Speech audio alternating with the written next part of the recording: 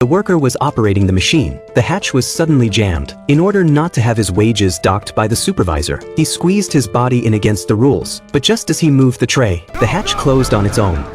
A deadly level of radiation was being emitted. When the workers saw it, they tried to force the door open. But that's when the supervisor arrived. If this expensive equipment is damaged, they couldn't afford to pay for it. So he didn't care about Max inside. Until the machine finished all the programs normally, the robot dragged Max out. Although his life was saved temporarily, but his body will experience severe organ failure. He had only 5 days left to live. The boss arrived at the infirmary soon. He was not concerned about Max's condition. He was worried about Max's skin ulcers staining the sheets. So he kicked him out without a second thought. Max was desperate and angry. The seeds of hatred grew in his heart. He came to the Elysium. The bosses here not only help poor people fake their identities, he can even send them on a spaceship to smuggle them across the border. But his fees are very expensive. Max wanted to board the ship on credit. The owner couldn't believe his ears, but when he found out he only had 5 days to live, his attitude changed immediately, and in exchange, Max had to do one thing for him. It was the only way for him to get his life back. Max finally agreed. The boss wants to rob a rich man on a business trip to Earth and extract the data stored in his brain.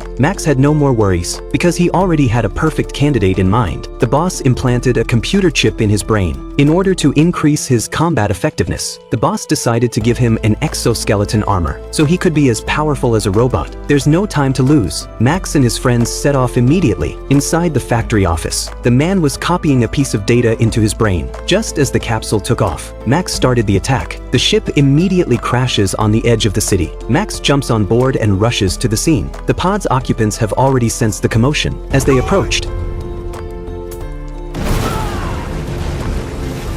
the robots turned their guns, but Max was quicker.